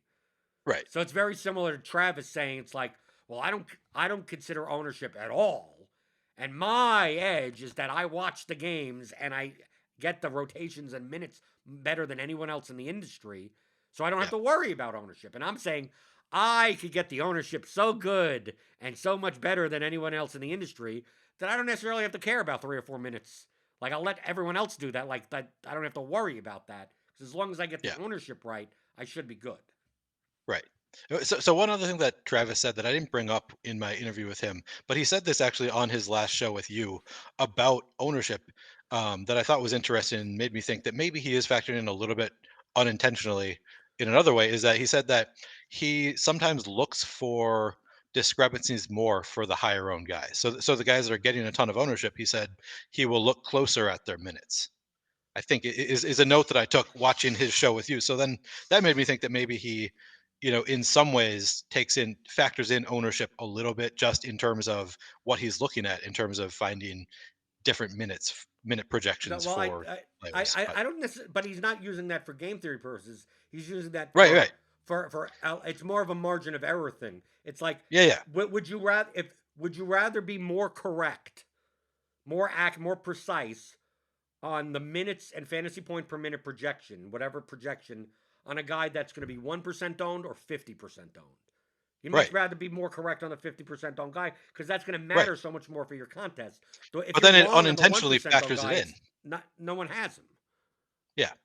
So if he sees around the industry, so if Travis sees around the industry that like, oh, everyone's this guy's going to be like 40-50% owned, then he would like, okay, I need to make sure I have this right. So maybe he has the guy at 29 minutes and everyone else has it at 34, and he's like, because I'm not going to have much of this guy in comparison to everyone else, I need to make sure that my 29 is 29. Maybe it's 31 and he still gets less of them, but he has to make sure. But if it's a 1% owned guy that he has projected for 26 minutes and everyone else has 18 minutes, like, is it going to matter? Is it going to, how much is that going to affect?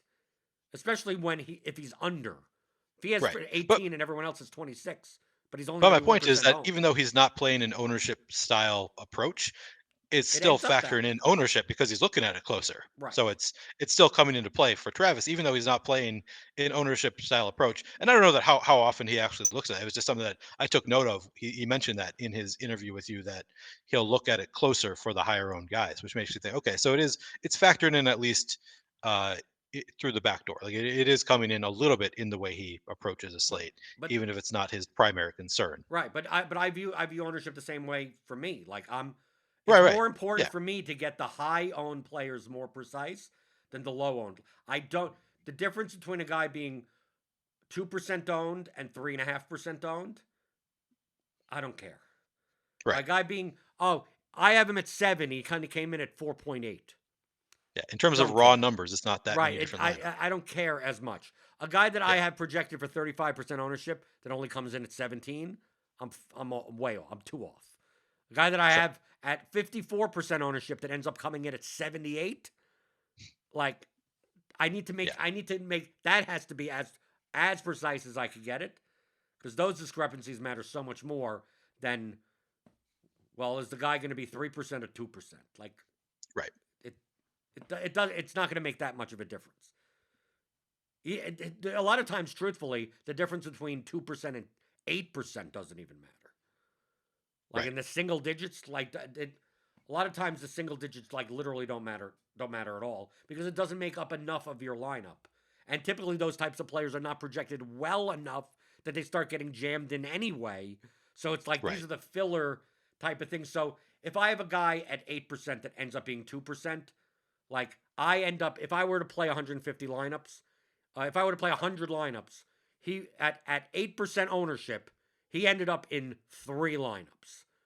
At 2% ownership, he would have ended up in 5 lineups. Right. Like it's not that dramatic, but if I have an 8% owned guy, a guy that's 8% that ends up being 30% owned, like I have the 80% owned guy in like 60 of my lineups when if I had him at 30% owned, he'd only be in 18 of my lineups. Right. Right? So like I need so it's very Yeah. but that's the difference between approaching the game from one side or the other. I'm Right. never going to make my own projections. But I am going to look at the discrepancy around the industry of why like especially when there are outliers where I'm going to look and I go 3 sites have it one way and one site is dramatically different. Is one of them right and 3 of them who's right and who's wrong and should I just have the difference or should I disregard one? And then how does that affect ownership? So like really, but it rarely I rarely get into situations where I'm doing that dramatically. Typically it's in the cases where like there's no historical. It's like 3 guys are out for a team Okay. and like they're bringing in G leaguers like those types of things where Yeah. like we're probably not going to even have a glimpse of how they're going to do anything until we even see the starting lineup. Right. Right? It's one of those things where you just like, this is how we think. These are the projected 5 starters, and it may not even be this. Right? Right. And then if this guy doesn't start, probably you got to drop his minutes 8 minutes. Right. Right? And then you just got to wait. Like if it's one of those scenarios, then I know why there's such a dramatic range between sites. Because one site's like you look at their projected starters and they're different.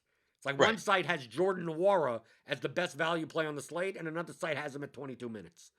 And Right. it's like, well, it depends on if Jordan Nwora starts or if he doesn't. Right? On one side, it's like, nope, he's not going to start, and this guy's going to get in the rotation. And the other side is like, nope, he's running out with the starters and doing. But you're not going to have. But you understand what I'm saying. I mean that happens. I Right. mean when you're looking at Osimo. All the time. But Yeah. the thing is with you, you're looking at one place, so you're Yeah. just living and dying by essentially the Osimo NBA projection team. Like the more right they are, the better you are. You're not So taking I would anything say else that into account. that part is correct. The more right they are, the better I am in general. But I'm also not living and dying by it. I'm doing plenty of my own like factoring in different ways that it could go. And I'm not always I do enough manually adjusting projections that I'm not necessarily living and dying by them, but certainly their ownership projections I'm living and dying by to Hmm. some extent. Right. But you're at least using the player projections as a baseline. I am. Yep. Yep. It's very similar to me. I use the RG projections as a baseline. but I will Yeah. change. But I will change. Like that's the main reason why I don't have on the pregame shows. I have no problem. Like we could talk about anything you want, process wise. It's just you're never gonna get the same lineups as me because I'm gonna be changing all these numbers. But once you Yeah. got the numbers, here's my like here's the. But it's like you're never gonna know, like unless you know how to judge ownership and like RG will have a guy be 14% owned, and then you'll see me on the pregame show the next day with an ownership number of 24 next to their name, and they ended up coming in at like 21% owned. And it's like, Yeah. and then people will be like, "Well, I played a lot of that guy because he was 2 under owned for 14%." I go, "Yeah, but he wasn't 2 under owned for 24%. It was Right. it's like, but how did you know? Like, yeah, because I looked and because other places had him for 2 more minutes, and small forward was weak, and I knew that this would be based on the construction that he's going to get into more lineups. Anyone that's using projections from these other sites are going to get more of them, and Yeah. like that's Yeah. that's So Travis and I talked about that, how he doesn't want to do content because he doesn't want to put out content that doesn't give 100% and also doesn't want to give out edge. And I made that comment that I'm kind of on the same page as you in that I'm willing to give out my entire blueprint, give out my thought process and everything because so much of what I do is just based on instincts that I'm like, you can't really teach people to have your exact instincts. And your, I mean, your process is more involved than mine is since you're looking at multiple sites and doing your own kind of ownership. But even with my process, I'm like, yeah, I can teach people exactly how I do what I do. And I'm trying to give people the best info that I can, but it's still you can't teach people to have your experience, your instincts. And I feel like that's the kind of I'm because you and I are not originators, we are kind of just using available data and adjusting. I think it's kind of it would be hard for anybody to replicate what we're doing in real time when information is coming out, how we're making changes, how we're adjusting to that information. right. And a lot of times, what I'm doing is not even there's no precise way of that I'm doing it. Me But neither. Yeah. it's like the main thing is because people will ask, it's like, oh well, you're gonna bump, uh, you know, we have this guy at 20% owned, and I think he's going to be 36% owned because of X, Y, and Z. And people will say, okay, so I'll change it from 20 to 36. And I go, that's not the only thing you could do. You have to do other things. And I Right. go, what do you mean do other things? Well, if that guy's going to be 16% more owned, other guys are going to be less owned. So you got to start bumping other people down.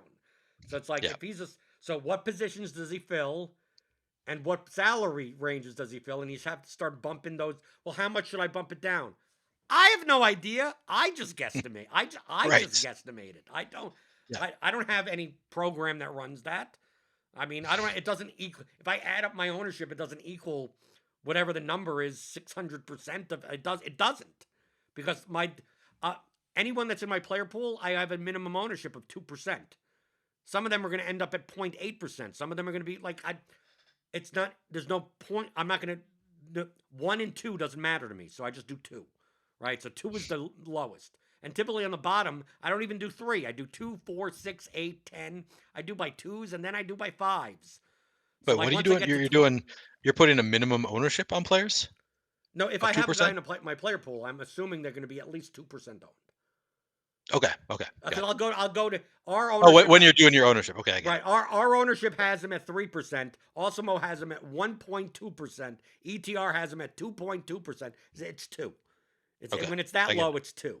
So it's like 2, 4, 6, 8, 10, 12, 15, 20, 25, 30, 30, and I'm 32 versus 33. No, I'm not doing that shit. Like Right. I don't have time for that. You're not going down to hundredths of a percent? No, I'm not even going to the. I'm going. But once you get up to like 50, I go from 50 to 60. Like and just like it's one of the two. It's gonna be 50 by Yeah. fives by something. I mean, I don't have to. Is it 58? Is it 56? Well, fuck you. It's either 55 or 60, right? It's Right. gonna be right. It's whatever because I'm doing it all manually. Because then I have to. This guy's 60 now. I have to start bumping other people down. So if a guy that is 25% owned, well now you're 20% owned. So, but what happens if it's 23? Well, fuck it. I don't care. I mean, I don't have time to gauge between 2% when I'm doing it imprecisely. I'm just doing it directionally accurate, right? Right. So it's like when people are like, "Well, how do you do?" Like, dude, you just guess, Right. estimate, right? You don't have to And that's you don't have to be perfect. So what I say all the time is that my whole approach is much more of an art than a science. There's science involved in that I'm using projections, but a lot of it's just art. There's no precision to it. I'm not I don't know. I'm not adding up minutes. So like when I'm doing projections, I adjust projections and theoretically I'm projecting the minutes for a player. They don't sum up to the sum total of minutes that are in a game for a team. So it's They don't sum it's up to definitely more 240 minutes.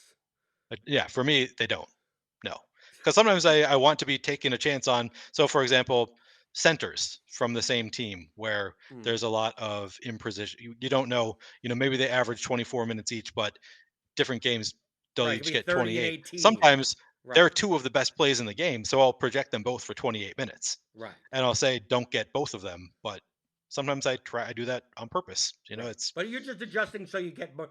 You don't even have to move the minutes. You could just move the actual projection. You could just say, which is what I do. That's right, right. exactly what So I I do. mean, Yeah. it's But like one theoretically, when I'm adjusting the projections, what I'm really doing is adjusting the minutes, but there's no precision to it. It's not summing up to 240 minutes. right. But at the end of the day, I mean, it's similar to what I say on the morning show. Is that make whatever numbers you want. Like make whatever projections you want, make whatever ownership you want. But once you're done with that, it's like then you're done with basketball. Now you're just building lineups. So it's like if you want to make it so that two centers are like this, and because they're like that, they fit in different line. Then so be it. But I mean, like do whatever you want. So there are plenty of people that look and go, I don't agree with this guy's projection. So I say change it then. Yeah. So change it. Right. That's perfectly fine. I think he's going to play 34 minutes, not 32. So change it to 34. And now his projection goes up by 1.8 points. Yeah. Like, okay. Yeah. So I think I this did, guy's going to be twice as owned as 10 He's going to be 20%. So put 20 in. I mean, like, nothing stops you from doing any of that, just to do that. But once you've done all of that, then you shouldn't be going like, well, this could be this and this. Like, all that other stuff is still factored into the projections already. And in the ownership of your lineup, it's like you should be, once you get everything down to a number, you should be done with the basketball side of things. You should be focused more on the DFS strategy and game theory of everything. right. So I recently did a fantasy cruncher how-to video, did a couple of them for the Super Bowl. And I told people I adjust projections, but you probably shouldn't do it if you're a beginner. You shouldn't change the projections within fantasy cruncher. Would you disagree with that? Do you think that beginners can be okay changing projections? Because that's something like, well, I don't want people just making bad lineups. So I'm like, if you're a beginner, you should start by just making good, well projected lineups. I So I gave the advice, don't change the projections if you're new to this, but I've bad business advice. okay. I have good advice that would be bad for business. Okay. What's your good advice? If they're that much of a beginning, they shouldn't be using a tool like Fantasy Cruncher to begin with. They should Okay. be hand building lineups, utilizing projections and ownership, and just hand building lineups I until you suppose, yeah. understand why That's a lineups good are point. good versus bad and what the construction look. Oh, if I play up here, I got to pay down here. If I play a Yeah. high owned player there, I got to play a low under player there. Like just to learn the basic dynamics of making good GPP lineups for the field size that you're playing. Yep. And then you'd go and That's then probably you'd get fair right. advice. Right. Yeah. If you're just showing up, it's like, yep, never played before. Yeah. Yeah. What buttons do I press? Like that's Yeah. they probably shouldn't be doing either. Like whether or not they change the projection, I don't even know if it matters. Right. Because dude, I've seen people's lineup sets that I it's a mystery to me how they get there. I think we talked about this last show. Right. I was So just like, I have no idea what you pressed to get to these lineups. I Yeah. don't know. Did you change the projections? No. No clue. Yeah. Yeah. So maybe that the best advice is don't touch an optimizer until you understand what the tool is, Yeah. right? But that's I not will such say a so. that's not going to send more video views to you.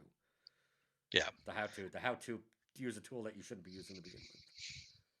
There was a recent change in Fantasy Cruncher where the default isn't use Awesemo projections. It's used some weird other projection, but it's like only in FanDuel they had this weird default where I was like, I would crunch the first time and be like, how the hell am I getting that match of that player that projects so poorly? And then I look and I was like, oh, it's because the button changed from like the default to use my projections to use some random number. And I wonder if that's That's what the happened. Maybe they were edge. using Fantasy Cruncher and they were using this weird default button. I think they've probably changed it back by now, but there was a little while where they changed some of the what's available in Fantasy Cruncher, and it messed with the defaults a little bit. That's So that's hopefully that's they've that's changed how that they back now. get you.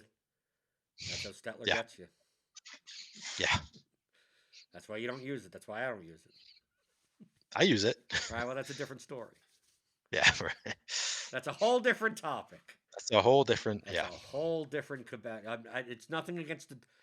I have nothing against the tool. I know, I Right. know. Well, if people want to find the high stakes podcast, it is a separate pod. So if you subscribe to the Osimo main podcast feed, get ready to have like 30 shows a day on that feed, with everything that you guys put out there. But you do Yeah, find it still comes like, oh, episode 1, there it is. I have to make sure not to delete anything because most of the stuff I'm not gonna listen to the Prize Picks 6-minute thing and the right, right, like right. it's just kind, but it's everything that Osmo puts out. So I still have it in my podcast player, but they could also subscribe. High stakes. You're in Spotify, Spreaker, anywhere. I looked it up. Rate and Yeah, review it in iTunes. yeah. Right. It's good. I don't watch podcast or I don't listen to podcasts generally, so I probably need to figure out where this stuff is all going. But yeah, find me You got your wherever own show. You wherever made it. podcasts live, as they say on Osmo. Wherever podcasts live, you can find it. Right. But don't you think you made it? You got your own show. I made it. Yeah, that's right. Yeah, we'll see. We'll see how the show does. uh, but you could check that out, Osmo.com. Obviously, I'm always on the Roto Grinders pre-game show, DFS pre-game show every Monday, Monday, Wednesday, Thursday, Tuesday, Friday, every weekday, 11 a.m. On the YouTubes, as well as the DFS pregame show podcast feed. It's like we're from we're like we're like the representatives from like a turf war that doesn't exist. Right. Right.